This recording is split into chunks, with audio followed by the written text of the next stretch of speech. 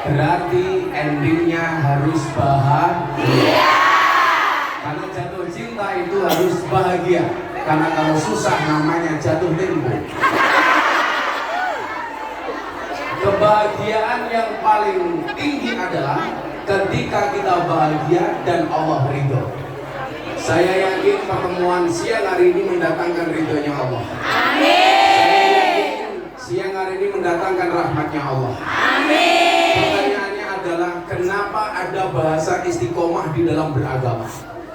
Karena kita tidak pernah tahu dari semua banyak amalan kita mana yang diterima oleh Allah. Kita nggak boleh sombong. Gus, saya sudah berjilbab. Gus, saya sudah umroh. Saya sudah haji. Saya sudah sedekah. Saya sudah ikut ngaji. Bahkan saya sudah berbakti dengan suami. Suami menyakiti, saya tetap berbakti. Tapi mohon maaf, mau enggak?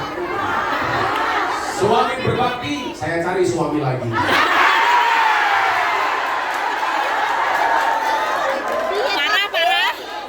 Kenapa kita tidak bisa memilah dan memilih dan terus saja beribadah?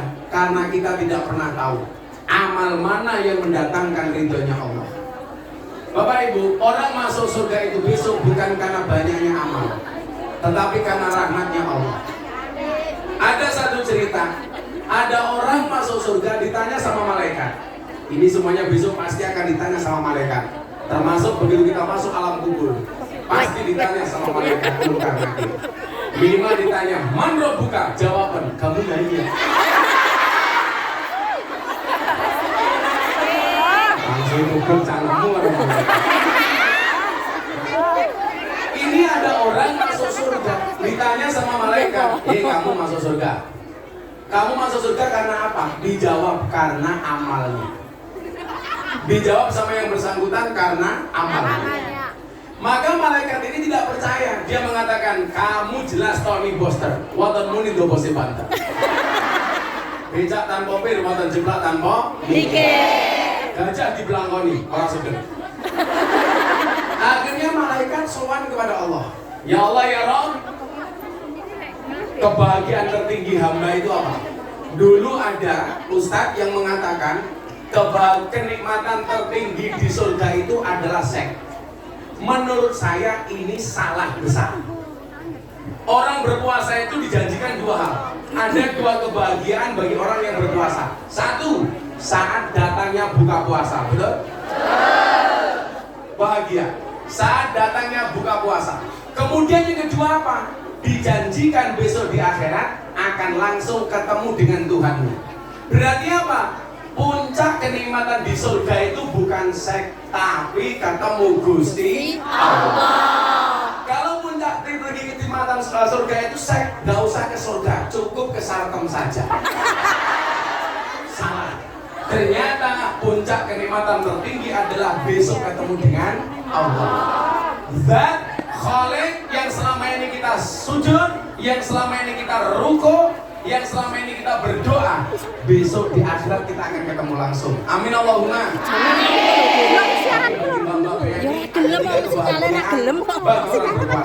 Satu, buka puasa.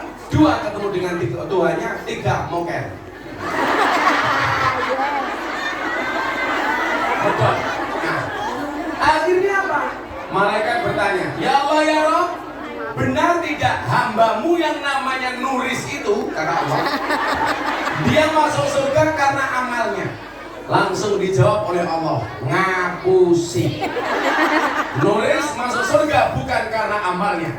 Karena kalau amalnya berat, tiket tahun 2020 baru masuk 2020. Remo. Tapi kan keren bayar utang. Buktinya Gus kita tetap Datang. Jadi berarti saya diundang itu hanya untuk bayar utangnya Bu Nuris. Jaminan. Ikhlas Gus, ikhlas. Ikhlas itu ciri-cirinya diam. Karena kalau ngomong namanya iklan. Ikhlas itu seperti keset. Diinjak-injak tetap welcome. Kamu kenapa ketawa? Kenapa pakai masker? Takut COVID? Oh, lolos. Akhirnya apa? Malaikat bertanya, ya Allah ya Rob, jika dia masuk surga bukan karena amalnya, lantas karena apa? Allah jawab, karena rahmatku, karena kasih sayangku. Makanya coba Anda lihat, kenapa dari 99 Asmaul Husna yang paling populer dan Allah paling suka disebut dengan Ar-Rahman Ar-Rahim. Makanya kenapa Bismillah itu bunyinya Bismillahirrahmanirrahim. Padahal nama Allah 99. Kenapa Allah tidak menasbihkan dirinya dengan kalimat Bismillahirrahmanirrahim atas nama Allah yang Maha Raja di Raja? Enggak. Allah tidak mengatakan Bismillahirrahmanirrahim atas nama Allah yang Maha Perkasa. Tidak. Allah tidak menggunakan kalimat umpamanya Bismillah Dzul Jalali wal Ikram. Tetapi Allah lebih senang dipanggil dengan kalimat Bismillahirrahmanirrahim. Kenapa?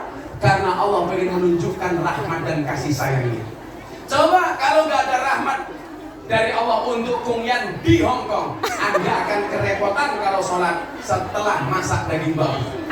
Tapi karena rahmatnya Allah, semuanya bisa dinego. Ya Rob, ini saya darurat. Saya tadi pegang daging babi, tapi sekarang sudah datang waktunya sholat. Kalau saya harus mandi 7 kali, juragan saya malah curiga. Mosok telur sampai kayak gitu.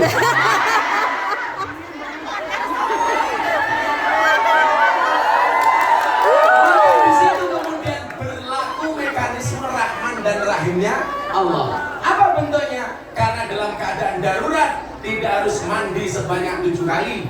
Karena mohon maaf, tidak ada waktu dan pasti akan mendapatkan masalah dengan juragan. Mekanisme Allah berlaku Rahman Rahim. Di saat gak ada makanan sama sekali, yang ada tinggal daging babi, maka Rahman dan Rahimnya Allah berlaku. Apa? Boleh untuk makan daging babi karena gak ada makanan yang lain. Maka mohon maaf, bagi saya yang dosa besar itu bukan karena Anda darurat makan daging babi karena gak ada makanan yang lain. Tetapi yang paling besar dosanya adalah hati yang menyakiti. Betul? Betul. Pertanyaannya, kamu menyakiti apa tersakiti? Dua-duanya. Loro-lorone, Gus. Tapi tak berdarah. Untuk membuktikan kebenaran bahwa orang ini masuk surga karena rahmatnya Allah, malaikat kemudian bertanya, bagaimana cara saya membuktikan dia masuk surga karena rahmatmu ya Allah? Gampang malaikat, kamu datangi nulis di surga. Terus apa yang harus saya lakukan? Culek matanya. Surga.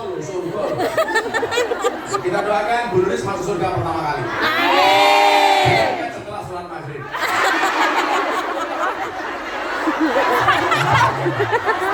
Ajar. Maka kita doakan Bu Nuris panjang umur. Amin. Dunia mati Nuris hidup sendiri. Akhirnya apa? Benar. Ini cerita malaikat mendatangi surga kemudian kembali ketemu dengan Nuris. Hei Nuris, cangkemmu dobos. Kamu katanya masuk surga karena amal, ternyata karena rahmatnya Allah. Akhirnya apa yang dilakukan oleh malaikat? Diambil 1 biji matanya Bu Nuris kemudian ditimbang. Begitu ditimbang ternyata mohon maaf, amal ibadah dari 1 biji matanya cuma 10%. 90% isinya maksiat.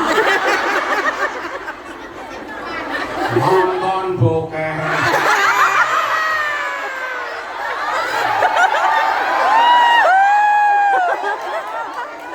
Ngedusi juragane nguyel-nguyel manuk. Ya ampun.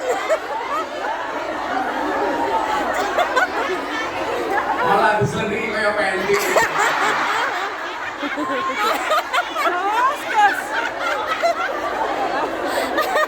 Banyak terjadi di Hong Kong. Ini membuktikan apa? Bahwa kita itu masuk surga bukan karena banyaknya amal, tapi karena rahmatnya Allah. Cuman pertanyaan persoalannya adalah Karena kita tidak tahu amal mana yang mendatangkan rahmatnya Allah. Disitulah kenapa kita tidak boleh berhenti beramal.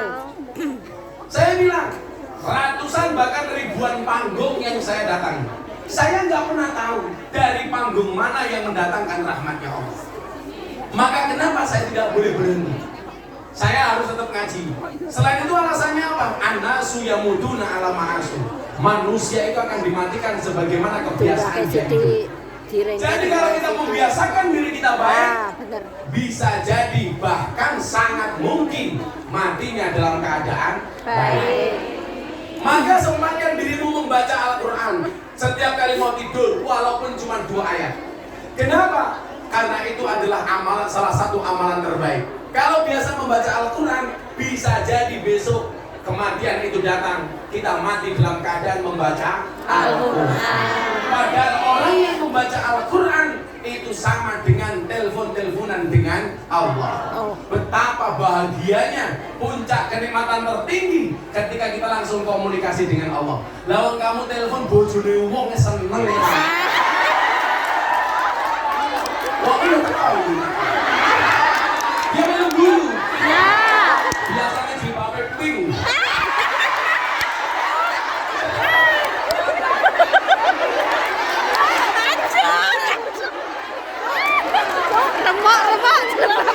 Remok.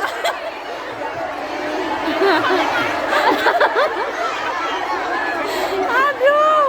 Bagaimana kalau kita teleponan langsung dengan Allah? Karena hakikatnya orang yang membaca Al-Quran itu takalum, itu sedang bercakap-cakap dengan Allah. Orang yang membaca sholawat, hakikatnya dia sedang bercakap-cakap dengan Nabi Muhammad. Maka apa? Jangan pernah berhenti untuk membaca Quran. Jangan pernah berhenti untuk bersolawat. Saya tuh bersyukur, Bunda itu sehari minimal membaca sholawat lebih dari 15.000 kali tiap hari. Dulu ketika beliau dioperasi kanker, bahkan tasbihnya belum bisa dilepas dari jarinya. Kenapa? Ketika dioperasi mulutnya tetap bergerak membaca sholawat. Kenapa? Karena kebiasaan dia membaca sholawat. Bojo saya itu mohon maaf, tak kelonnya selamatan. Ayo bun kelon. Enak bun.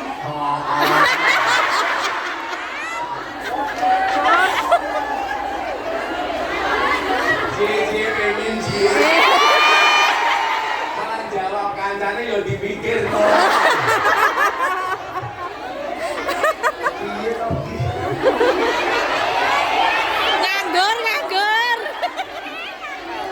Artinya apa? Kita nggak boleh berhenti. Setiap kali ada pengajian, setiap kali ada kebaikan. Sikilku. Kenapa? Karena kita nggak pernah tahu amal mana yang mendatangkan rahmatnya Allah. Cuman saya meyakini orang itu akan dimatikan sebagaimana kebiasaan hidup. Saya punya teman Ainur Rafiq Lil Firdaus, kita kenal dengan nama Mas Opik Tombohani. Ibunya ini seorang hafidhatul Quran, penghafal Al-Quran. Tiap hari darus. Satu saat bertanya, apakah kalau saya biasa membaca Al-Quran, saya mati dalam keadaan membaca Al-Quran? Saya jawab iya. Dan Anda tahu, ibunya Mas Opik meninggal dalam keadaan membaca Al-Quran. Saya di Tuban punya teman kiai. Mohon maaf, di Lamongan, namanya Kiai Imam Sairozi. Beliau setiap hari pekerjaannya ngaji kayak saya, ngalor ngidul ngetan ngulon. Beliau meninggal dalam keadaan berangkat pengajian. Makanya kenapa saya di mana-mana ngaji? Saya pengen mati dalam keadaan pengajian. Sama tahu saya ke Hongkong, Israel datang. Langsung diumumkan di masjid, Inna lillahi wa inna ilaihi raji'un. Telah meninggal dunia dengan rang saudari Nuris.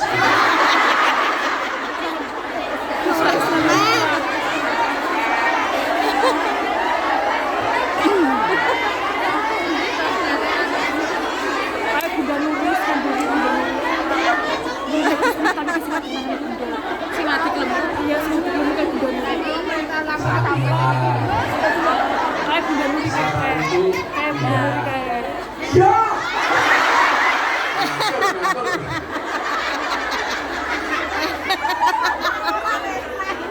Malah bisik-bisik. Dia itu bisik-bisik bukan menyampaikan pesan ke aku, tapi dekat dengan aku. Sorry ya Bu, saya sama Bu Nuris itu seperti Indomaret dan Alfamart. Maksudnya apa? kejadian. Kan dulu sudah tua. Aku bisa mati duluan.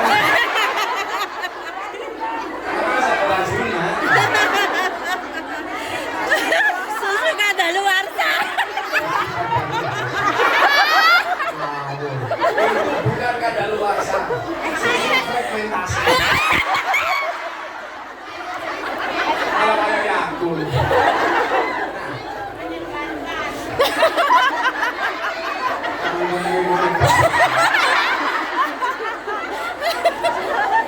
Maka ibu, gak ada alasan bagi kita untuk tidak berbuat baik. Kiai saya itu, imam saya Rosi, akhirnya beliau berangkat pengajian dan beliau meninggal dunia dalam keadaan berangkat pengajian. Nah, maka kenapa? Berdiri. Itu apakah saya juga apa berdiri? Berdiri. Itu yang perempuan. Mana sih kayak berdiri? Wedang kalau disuruh kok nyatik.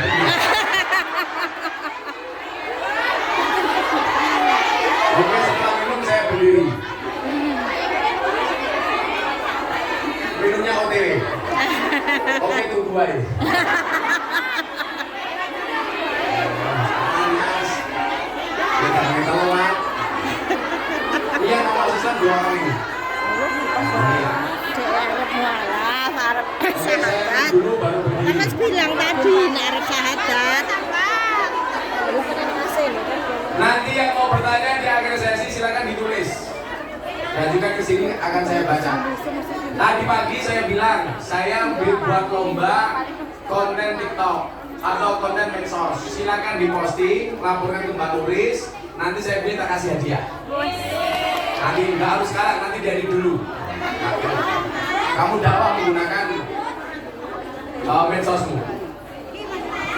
Apa-apa belum ngerti dari meja ini. Kos. Dia masa kayak ngubukan jerung ini.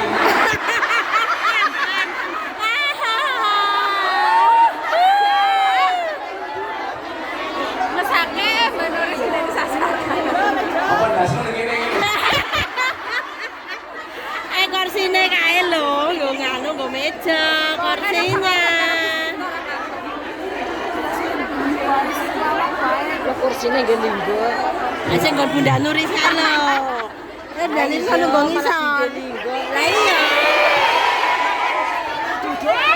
Wani biro. Tahu.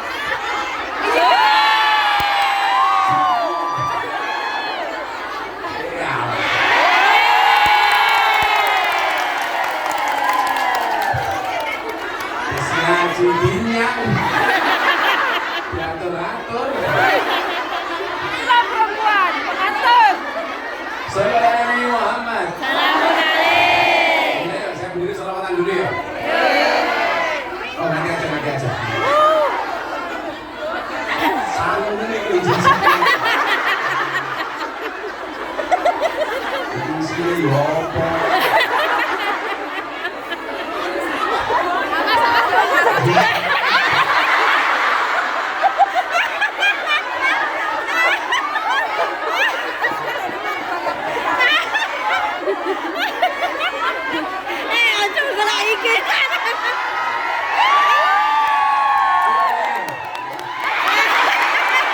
Saudara Nabi Muhammad.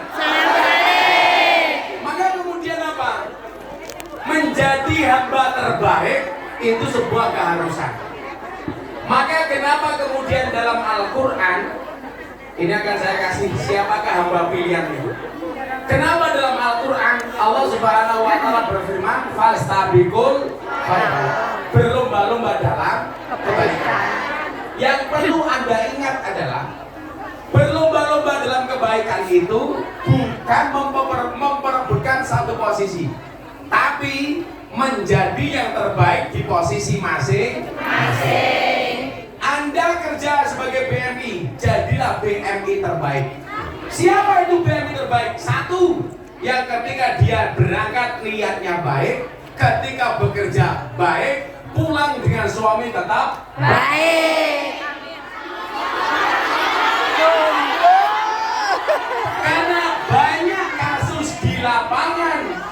niatannya berangkat baik, begitu di Hongkong punya uang niatnya berubah.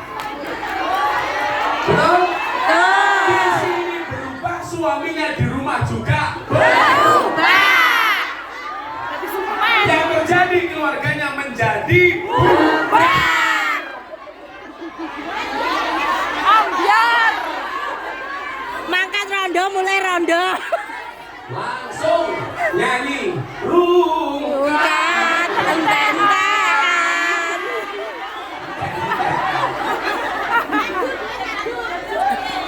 kurang duwe bojo. Malah takon sing ra duwe bojo piye? Saya kemarin siang di kafe saya absen. Dari semua yang hadir ternyata yang janda hampir 50%. Jajal saya ngacung, sing rondo ngacung. Sing rondo ngacung. Ya Allah.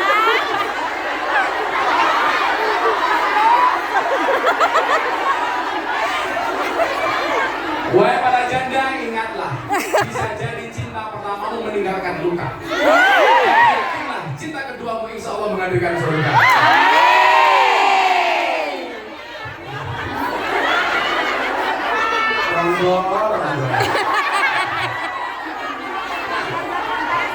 Fastabiqul khairat, menjadi yang terbaik di posisi masing-masing. BMI yang baik. Bagaimana menjadi BMI yang baik? Yang pertama, jaga niat dari awal.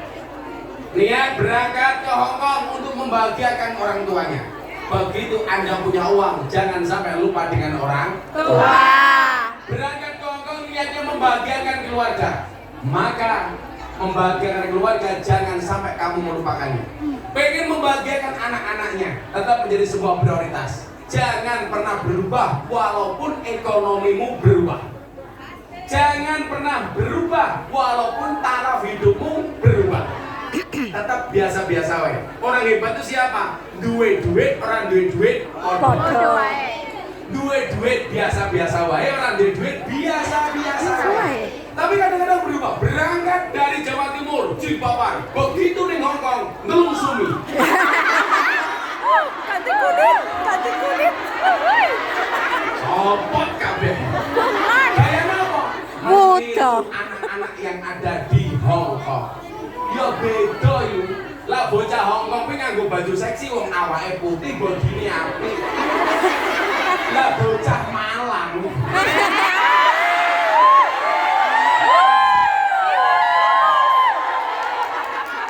Melu-melu fashionnya kaya bocah Hongkong, pakai you can see, padahal tungkake meletek. Belang-belang. Ora pantes. Podo-podo nyawange aku milih nyawang cah Hongkong. Podo-podo dosane. Ayo bayangno, nulis kanggo you can see.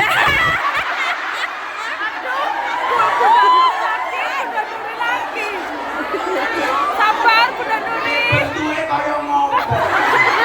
Kayak kura-kura.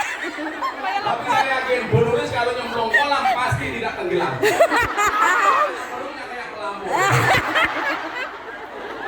Ya Allah. Gus. Nah, menjadi yang terbaik itu caranya bagaimana? Kita lihat patokannya. Sabda Nabi Muhammad Sallallahu Alaihi Wasallam. Mudah-mudahan kehadiran kita hari ini menjadi kebahagiaan bagi Kanjeng Nabi. Amin. Terutama saya mau kasih semangat untuk teman-teman panitia pengajian. Ini panitia ini. Miring ya, Jadi seragam kita sama sih. Yang kodok ngopo ini. Kapel, Gus, kapel. Kamu Kapel, Gus.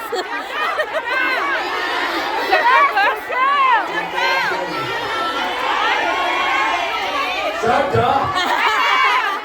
Untung di kamu rugi ya.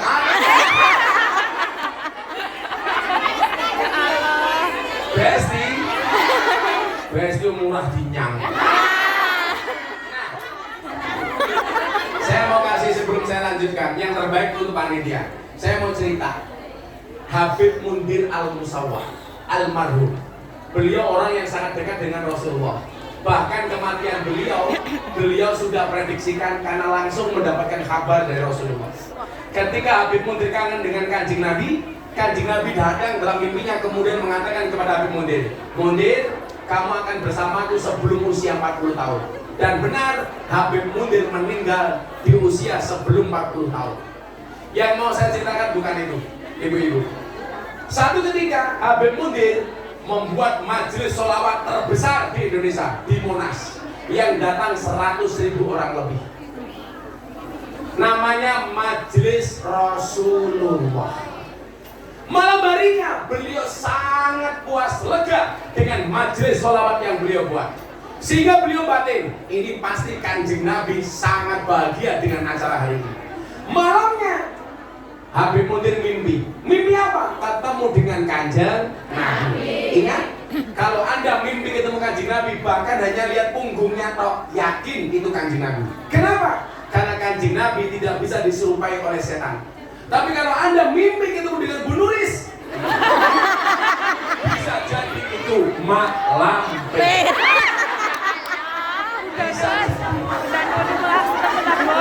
Tapi kalau Anda mimpi ketemu Mak Lampir, bisa jadi itu Ya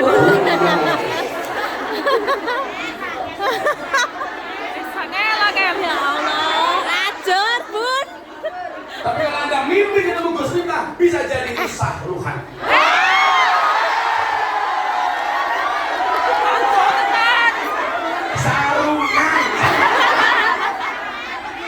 Sarungan. Ini korokan macamnya.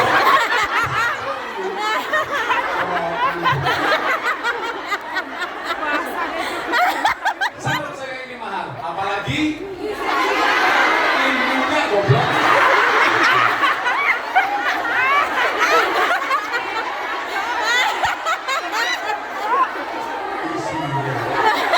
Kamu jangan bayangin aku.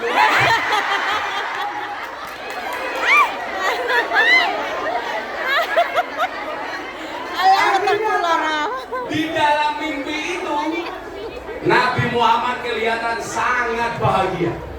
Maka kemudian Nabi Mundir bertanya kepada Nabi, "Wahai Nabi, saya doakan semua yang hadir mudah-mudahan dikasih mudah untuk mimpi ketemu dengan Kanjeng Nabi." Amin. Caranya gampang, istiqomahkan sholawat minimal ada 1000. Sallallahu ala Muhammad, sallallahu ala Muhammad, sallallahu ala Muhammad. Gak sampai 5 menit kamu nyapu sambil sallallahu ala Muhammad boleh. Pertanyaannya bukan masalah bisa apa nggak bisa, tapi mau apa nggak mau. Saya yakin kita semuanya mampu. Kemudian apa? Habib Mundir bertanya, "Rasul, apa yang paling membuatmu bahagia?" Apa jawaban Nabi Muhammad? "Saya bahagia. Sampaikan salamku." Habib Mundir batin, ini pasti Kanjeng Nabi bahagia dengan saya. Ternyata apa? Nabi Muhammad jawab, "Wahai Mundir, sampaikan salamku kepada mereka yang pasang umbul-umbul." Oh. "Wahai Mundir, sampaikan salamku kepada mereka yang pasang tenda, kepada semua orang yang terlibat dengan acara itu." Begitu bangun, Habib Mundir langsung batin, tahu seperti itu yang masang umbul-umbul aku sendiri. Artinya apa? Itu hebatnya panitia pengajian. Saya yakin panitia pengajian ini akan dibanggakan oleh Rasulullah. Amin.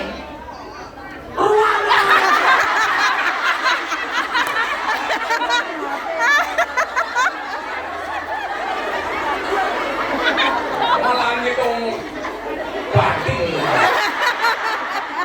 Itu utang. Tangan lo, Gus. Ototaran sopir. Coba kita lihat bagaimana kemudian Allah mengatakan orang-orang yang terlibat di pengajian itu istimewa. Anda baca satu ayat dalam surat Yasin.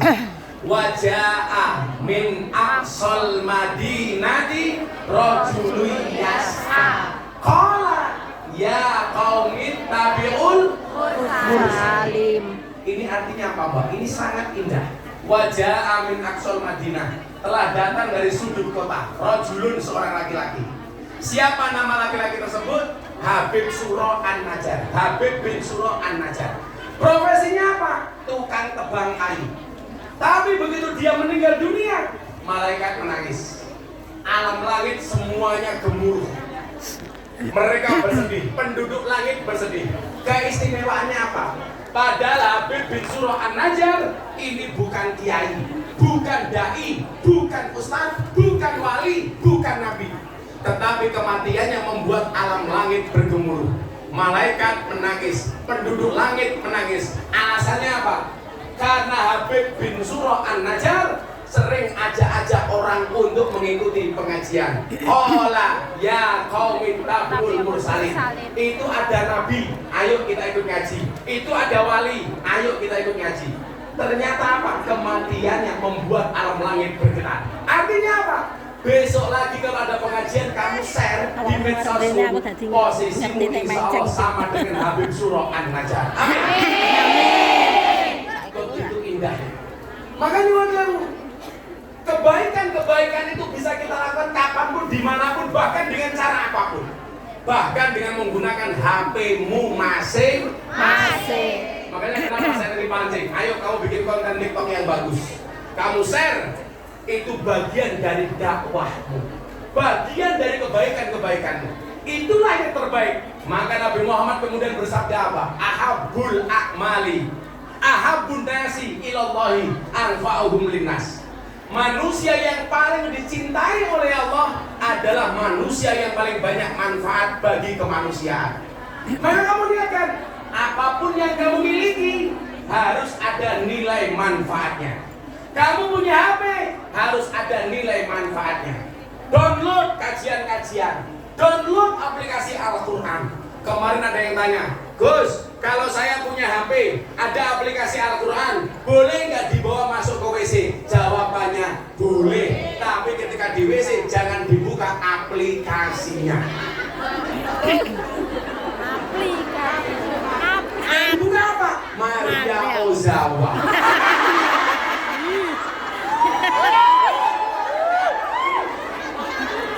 Sama halnya kalau Anda punya HP, ada aplikasi porno, masuk masjid boleh apa enggak? Boleh, tapi jangan buka pornonya. Artinya apa? Ada kebaikan dari HP. Itu mau download Facebook. Mau ini crossing banget. Kalau status Facebook ya ini kan teror.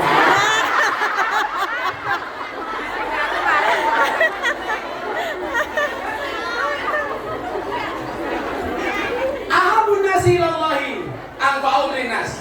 Yang kita miliki semuanya ini harus memberi nilai manfaat. Itulah orang yang paling dicintai oleh Allah. Kemudian dilanjutkan lagi, wa ahabbul a'mali ilallahi sururun tudkhiluhu ala muslim taksifu anhu kurbatan. Kalau manusia yang paling dicintai oleh Allah, yang paling banyak manfaatnya, amal apa yang paling dicintai oleh Allah?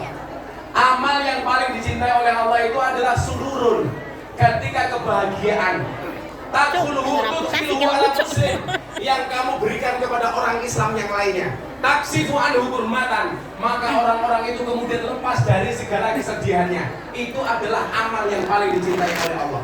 Kalau Bu Nuris yang paling hari ini membuat pengajian, kok yang datang ini bahagia, termasuk kategori ini, sururun tudkhilu ala muslim, memberikan kebahagiaan bagi orang Islam, sehingga apa? Orang-orang Islam tersebut hilang kesedihannya. Buktinya apa? Kue ketemu aku bahagia. Berarti apa? Tudkhiluhu ala muslim, memberikan kebahagiaan kepada muslim lainnya. Apa yang bisa kita berikan? 3 hal. Mangkana lahu ilmun, yang punya ilmu, bahagiakanlah orang lain biilmihi, falyatasodaq biilmihi, sedekahlah dengan ilmunya. Mula. Wa man kana lahu malun, kamu enggak punya ilmu, punyanya harta. 1 bulan gajinya 50 juta. Amin. Amin. Sekalian jual kulkas juragannya.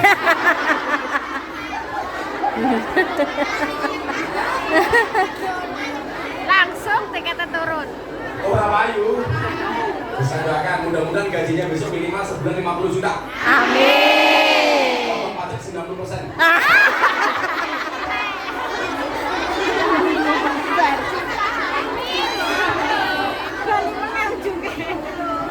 Jangan minta kaya tapi mintalah Cukup. Minta senang, minta tenang. Karena banyak orang senang-senang hatinya tidak Tenang.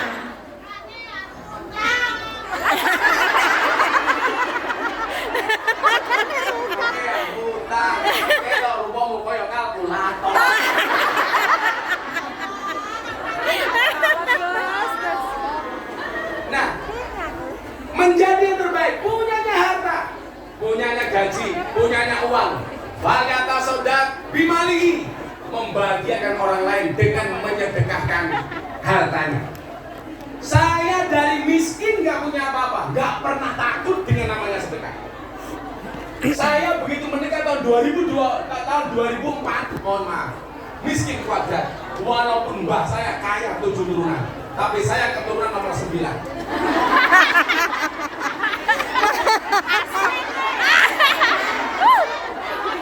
Ada yang dari Jawa Timur, ada yang dari Ponorogo. Saya keturunan ke-9 dari Mbah Muhammad Besari Ponorogo. Miftah Maulana Habibur Rahman, punya Bapak Kiai Muradi, punya Bapak Kiai Muhammad Boliran, Muhammad Usman Jalal, Iman Kadonawi, Madarum, Kiai Ilyas Muhammad Besari. Di atasnya Mbah Anom Besari, di atasnya Mbah Abdullah Mursuk, Mbah Abdullah Mursak, di atasnya Raden Demang, di atasnya Pangeran Demang, di atasnya Panembahan Praworo, di atasnya Susunan Wirasmoro, di atasnya Sultan Trenggono, di atasnya Raden Patah, di atasnya Prabu Brawijaya. Wah. Makanya jangan kaget kalau aku ganteng.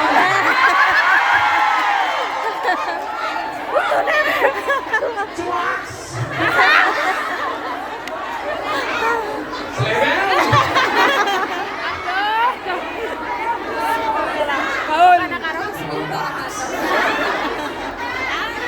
Begitu sulit, bukan sulit.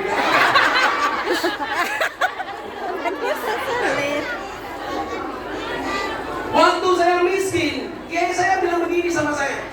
Gue pengen sugih. Ojo ngitung, ojo pitung, ojo hitungan. Sok bakal kowe ra iso ngitung. Dalam bahasa Jawa. Saya waktu itu mikir, sing tak hitung ki apa duit ra duit. Saya begitu dulu buka dompet, rasanya ya Allah kayak ngiris berambang. Nangis. Makanya hari ini Anda yang punya banyak utang, punya masalah, silakan datang ke pondok saya. Ngapain? Ayo nangis bareng.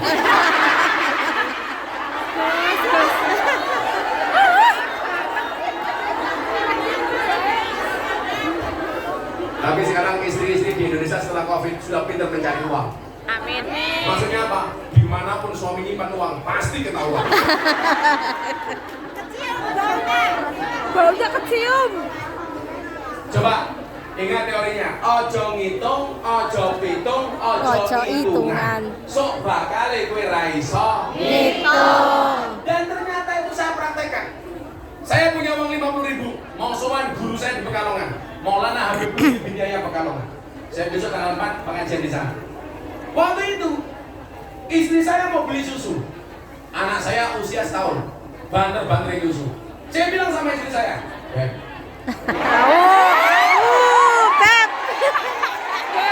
Bebek. lah aku nyelok bojoku beb pantes. Lah nulis nyelok nulis ora pantes. Bebek kayak gini.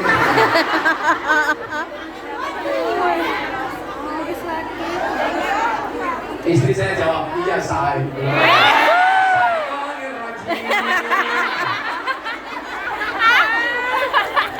Saya bilang, punya uang nggak? Ada bah, masih 50.000. Boleh nggak saya minta uangnya?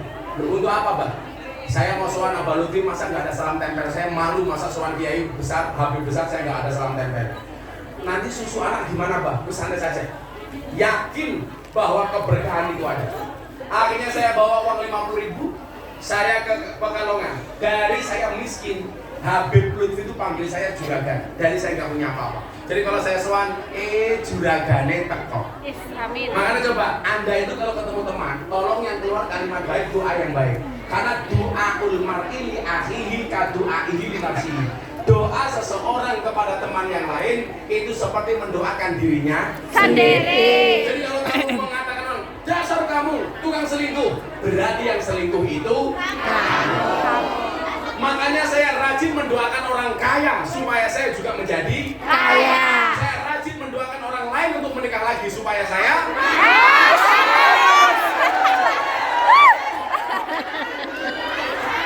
sorry, saya tipe suami yang setia. Lelaki yang hebat bukan lelaki yang mencintai banyak wanita, tetapi mencintai satu wanita dengan banyak cara. Kenapa saya ngomong seperti itu? Karena direkam banyak kamera.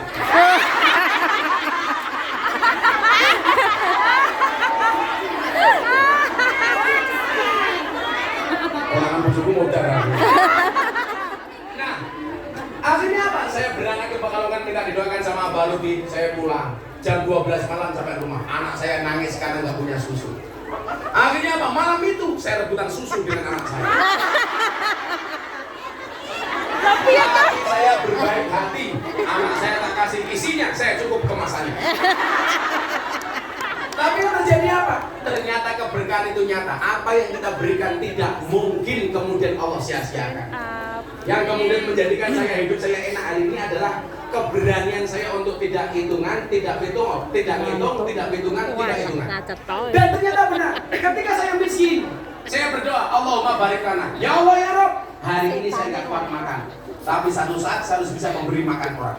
Saya dari dulu rajin puasa, Bu. Kalau saya punya uang 10.000 daripada saya untuk makan, saya puasa, uang 10.000 saya sumbangkan. Dan ternyata hari ini benar, ratusan santri saya semuanya gratis. Amin. Dulu saya nggak kuat tidur, ya Allah ya Rob, hari ini saya nggak bisa tidur karena nggak punya kamar tidur. Tapi satu saat saya harus bisa membuat nyaman orang tertidur. Dan ternyata benar, santri hari ini semuanya bisa tidur dengan nyaman. Berarti apa? Pola pikirnya ini yang perlu dirubah. Jadi mohon maaf, kalau kamu merasa yang kamu miliki itu mutlak punya kamu, Anda salah. Itu hanya Allah titipkan kepadamu. Yang namanya orang nitip, Allah sudah sampaikan, ini kamu tak titipi, tolong kamu bagi. Bagi kepada siapa? Bagi kepada orang lain. Kalau kamu tidak mau berbagi, kata Allah, maka besok kamu tidak akan saya titipi lagi.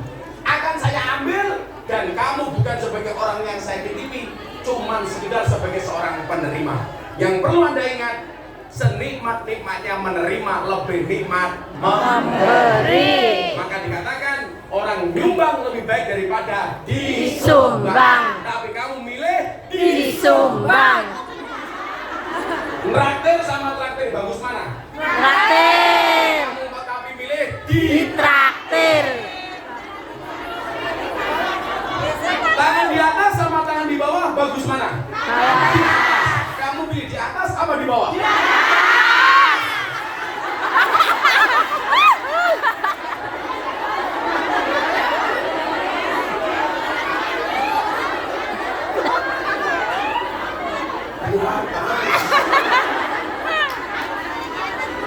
Kalau ada kotak jalan, ada dompetmu $1 sama $100. Yang kamu masukkan $1 sama $100. Hancur. Tangannya di atas.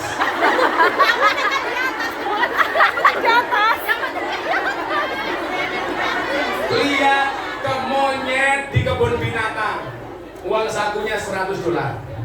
Lihat kiai ada kotak infak, infaknya $1. Berarti lebih mahal kiai apa monyet? Anda lebih menghargai kiai apa monyet?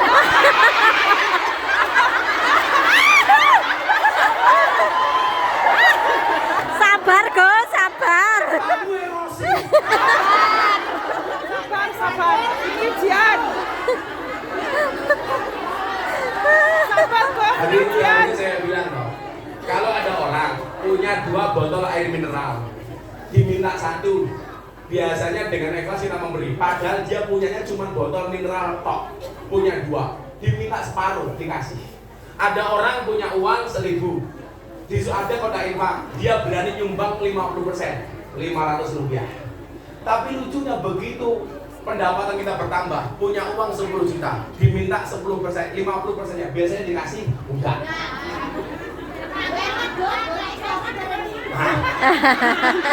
Punya uang 1.000 diminta 50%-nya, padahal punyanya cuma 1.000 tok. Diminta 50%-nya dikasih nyoh. Begitu Allah tingkatkan pendapatannya, punya 10 juta, diminta 50% enggak dikasih. Kalau seperti itu pola pikirnya, saya doakan penghasilanmu selamanya cuma 1.000. Biar saya katakan, kalau ada nanti kotak infak punya $100 sama $1, yang dimasukkan 1 apa 100? 100. Bayang, 100. Kalau sampai nanti ada kotak infaknya belum saya udah juga ke cangkeme udunan.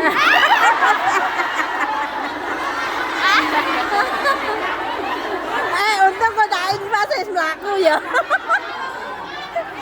Masa engkau nah. Saya duit utang. Loh. Masa iya? Jangan nunggu Biasanya kan kaya saya baru pertama bersedekah, ya. tapi Ilham. bersedekahlah sampai Sing kamu kedua menjadi. Padahal pondok pesantren ngono. Oh. Kayak Pak Anu dhisik kan Terus ngono. mau buku. Dewasa lipo kayak kapan. Status orang siji. Sallu ala Nabi Muhammad. Salamun alaikum. Aha. Minta salawat apa? Coba dikir. Coba dikir beda word. Rata dikir Anda semua. Coba dikir makan rambutan. Orang tahu dikir mending mikir goyang. Selawat aja coba dikir ya. Saya kemarin diprotes gara-gara selawat